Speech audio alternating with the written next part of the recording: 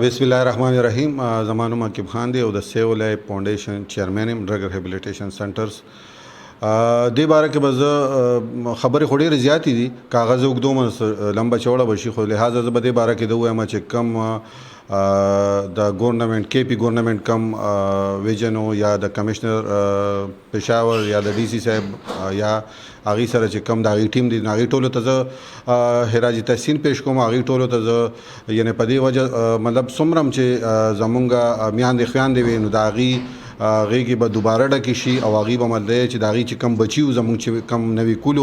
یا د هغې د سر ستوري کم وو یا د هغې د سر سورې چې کم وو یا کم چې د کمو بچو میاندې چې وي هغه د خپلو بچو د وجې نه ډېرې زیاتې په مختلفو اذیتونو کې مبتلا وې. نو الحمدلله د 3 میاشتو علاج نه پس هغه بچي یا هغه رونه یا هغه د سر سوري هغه دوباره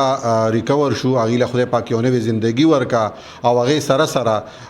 د صوبایي ګورنمنټ او زمونږ چې کم کمشنر صاحب یا د هغې پوره ټیم چې کم دی هغې دپاره یا زمونږ څومره ارګنایزیشن چې کم دی سره دغه دی په دې کې یا څومره چې سیول سوسایټیز دي یا تاجر برادران دي یا چام چې په دې کې یعنې دې سره قدم په قدم سپورټ کړی دی یا د دې مرسته کړې ده، نو د هغې ټولو دپاره زه په دواړه لاسي سلام او د هغې ټولو دپاره ما سره یعنې د هغې د شکریا ادا کولو دپاره یا هغې چې کوم خدمات دي ما سره الفاظ نشته چې زه ووایم. د هغې نه علاوه زمونږ دغه میاندو خویاندو ته او دغه پلارانو ته دغه زمونږ د معاشرې نوي کول ته او دغه زما مشرانو کشرانو ته ټولو ته دا یو عاجزانه عرض دی چې په دغه بچو باندې کم چې دې ځای کې یعنې په مختلفو ډرګ ریهابلیټیشن سنټرز کې د هغې علاج وشو نو هغې باندې د کړک نظر ساتي. کم روزګار چې ورته ګورنمنټ ورکو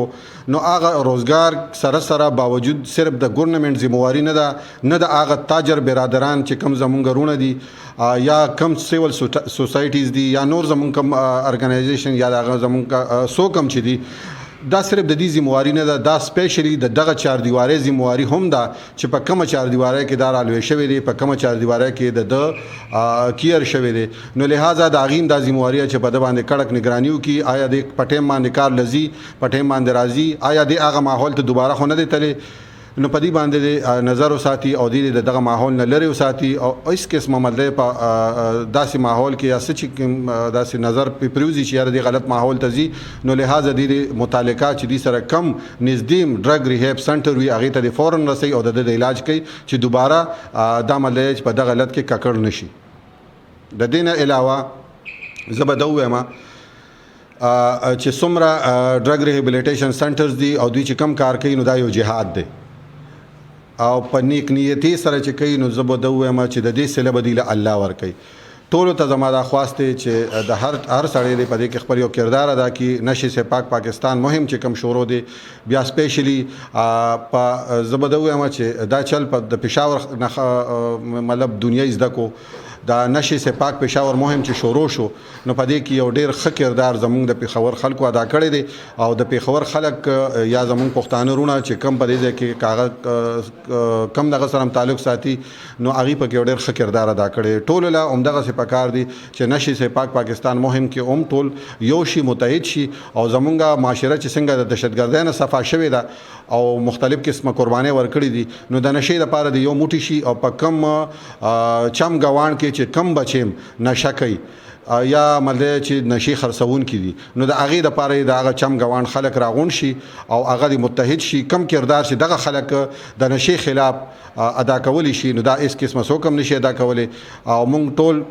یعنې زموږ څومره پښتانه رونه چې دي هغه چې راغونډ شي او د دې خلاف زمونږ